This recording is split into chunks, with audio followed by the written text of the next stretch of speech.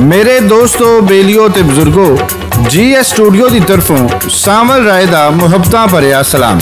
मेरे दोस्तों GS studio Punjabi मां बोली नूं चढ़ावा देण लई तुहाडे वास्ते नित नवीआं बहादुर सूरमियां दीआं दास्तानां पेश करदा रहिंदा है, जिंदे विच जबरू, मलंगी, अमामदीन गोवाविया, दुल्ला भट्टी, निज़ाम लोहार, जग्गा सूरमा, राय अहमद खान खरल, मुहम्मद खान तरनालिया ते इश्को मुहब्बत दीआं दास्तानां शामिल ने। मेरे सजनों, अज असीं जिहड़ी दास्तान पेश करन जा रहे हैं ओहदा नाम है महाराणी जिंद कौर। इस दास्तान की फरमाइश करते ने अमान सलाले तो चौधरी मुहम्मद शरीफ, पंज तक शोरकोट तो चौधरी अरशद चट्ठा जट, चढ़दे पंजाब इंडिया तो लेखककार बिट्टू लहरी ते इंडिया तो सरदार धर्म सिंह कुराया, इटली तो जफर बबली भट्टी, यूके तो मलका आलिया, नारंग मंडी तो हबीब अवान चक्कीवाला, नानू डोगर अराइया वाला तो हनीफ बग्गा, मंजूर बग्गा नंबरदार, लुकमान माछी ते यासीन माछी ते शेखपुरा तो आसफ रजा ते चौधरी इमरान जट।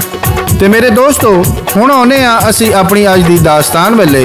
मैनू कहणगे शाही फकीरनी जदों शायर लिखणगे हाल मेरा। जी हाँ, ये अखर ने राजा रणजीत सिंह दी आखिरी महरानी ते सिख राज दी आखिरी मलका दे ने ते जिंद कौर दे बाप दा नां मुन्ना सिंह औलख सी। जिंद कौर 1817 विच जम्मी। जिंद कौर दा बचपन महलां विच ही लंघिया। वो इस तों पई इहदे बाप मन्ना सिंह औलख राजा रंगीत सिंह दे सिख मिशन विच शामिल सन। वक्त गुजरदा गया, जिंद कौर जवान हो गई। 1835 नूं जिंद कौर दा विआह राजा रणजीत सिंह नाल हो गया। ये राजा रणजीत सिंह दी आखिरी बीवी ते महारानी बनी। लाहौर किले विच आके महारानी जिंद कौर दा एक वखरा महल बनाया गया, जिहदे विच इहदी खिदमत करन लई बहुत सारियां दासियां दित्तियां गईयां। राजा रणजीत सिंह ने महारानी जिंद कौर तो बाद होर कोई विआह नहीं करवाया।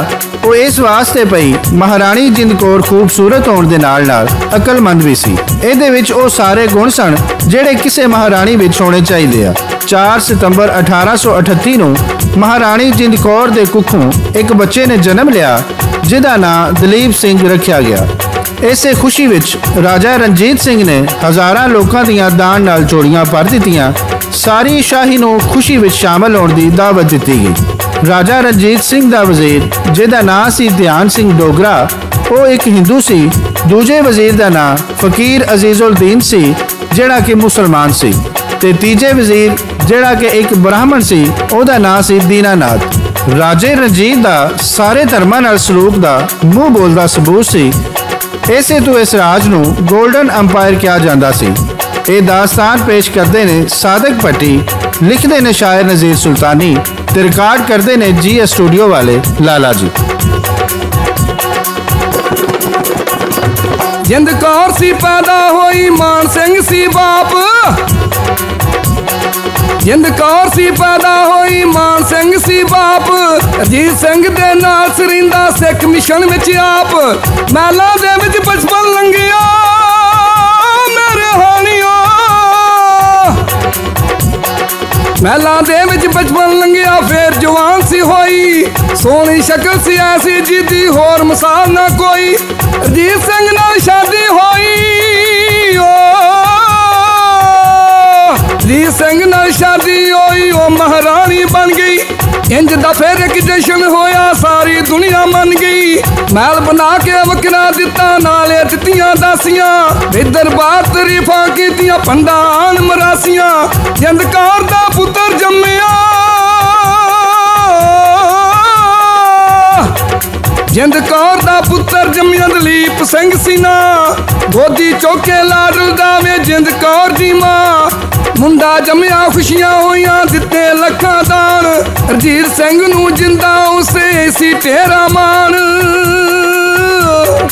इस बाद ने शादी कीती मेरे हानियो।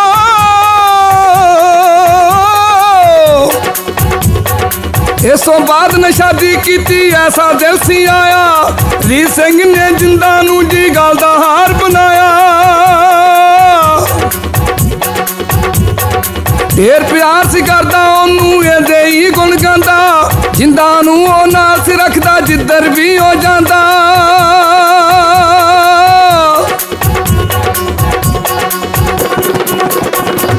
मेरे सजनों 1849 विच राजे रणजीत सिंह दा इंतकाल हो गया। उदों दलीप सिंह दी उम्र कोई 10 साल सी। उदों पंजाब दी हुकूमत अफगानिस्तान तक सी। शाही खानदान दी बर्बादी तो बाद ध्यान सिंह डोगरा ते गुलाम सिंह डोगरा ने आपस विच फैसला कर लिया कि मैदानी इलाके दी हुकूमत ध्यान सिंह डोगरा संभालेगा ते पहाड़ी इलाका गुलाम सिंह डोगरा संभालेगा। सब तो पहला उन्होंने महाराजा खड़क सिंह नूं कैद किया ते उन्होंने जहर दे के मार दिता। उहदे पुत्र कमल निहाल सिंह नूं पत्थर मार मार के मार दिता। पंजाब के जिन्ने भी महाराजे सी उन्होंने वारी वारी सारे मरवा दिते। उस तो बाद महाराणी जिंदा के जीवन में बहुत सारिया मुश्किलां आईयां। दलीप सिंह छोटा होने कारण महाराणी जिंद कौर उहदा सारा सांभ संभाल देखदी। सारे राज का बोझ भी महाराणी जिंदा ही वेखदी। डोगरियां नूं यह पसंद ना आया तो उन्होंने उन्हां मां पुत्रां नूं मारन की कोशिश भी की। पहलों डोगरा ने गद्दारी की, बाद विच अंग्रेज़ां ने राज लैण लई सिखां नूं कई धड़ियां विच वंड दिता ते हौली हौली अंग्रेज़ां ने महाराणी जिंद कौर नूं राज दे सारे कम्मां तों वखरा कर दिता ते महल तो भी मीलों दूर जिंद कौर नूं रखिया गया। जिंद कौर ते महाराजा दलीप सिंह दा राबता टुट गया ते अंग्रेज़ां ने दलीप सिंह नूं अपने नाल ला लिया ते उहनूं शिकार ते अपने नाल लै जांदे ते घोड़सवारी सिखाउंदे। महाराणी ने एक चिट्ठी लिखी ते आख्या सानू राज दी भुख नहीं, तुसी राजा दलीप सिंह नूं मेरे नाल रहन दिओ। जे जिंद कौर किसी तरह राज नाल जुड़ी रही ते पंजाब दी आवाम उन्हां दे हक विच भड़क सकदी है। उन्होंने जिंद कौर नूं देश निकाला देण दा फैसला किया ते उन्हां नूं देश निकाला दे दिता। अगे दा हाल पेश करते ने सादक भट्टी बाग मोड़ वाले ते लिखते ने शायर नज़ीर सुल्तानी।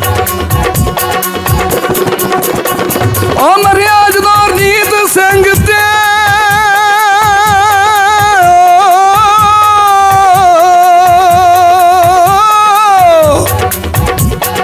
मरिया जदों जीत सिंह ते इंज हनेरी चली, जिंद कौर ते रह गई सी फिर पुत्र दे नाल कली।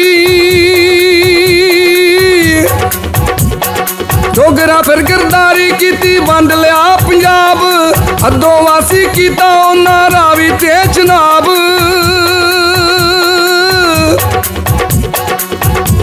गुलाब सिंह नूं मिलिया यारो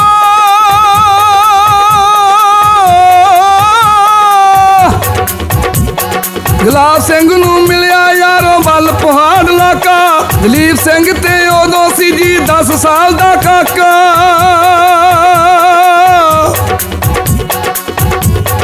ध्यान सिंह ने सब इलाके बेसी कब्जा किया, फिर पंजाब पाड़िया यारों किसे नहीं आन के सीता।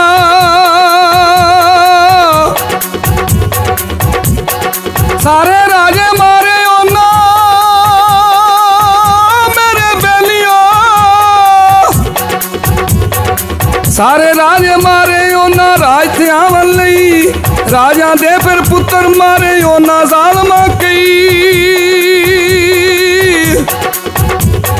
अंग्रेज़ां ने आके ते फिर फुट सिखां विच पाई, पै गई फिर मुसीबत अंदर चंद्र कौर दी माई। देखे ओना देस निकाला,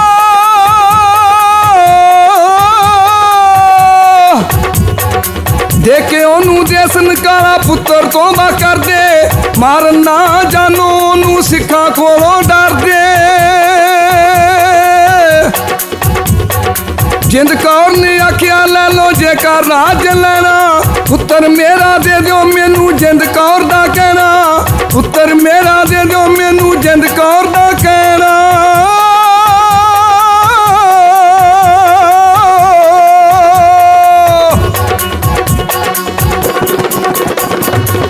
मेरे सजनों जदों महाराणी जिंद कौर नूं देश निकाला दिता गया ते पंजाब विच बगावत हो गई ते राजा दलीप सिंह नूं अगे करके बगावत नूं ठंडिया किया गया। महाराणी जिंद कौर नूं बनारस रखिया गया सी ते उहदे कोलों पैसा तेला ते सारे गहने खोह लै। महाराणी जिंदा उत्थों एक फकीरनी दे रूप विच फरार हो गई। महाराणी फकीरनी दे रूप विच रात नूं जंगलां विच सफर करदी ते दिन नूं लुक के बह जांदी।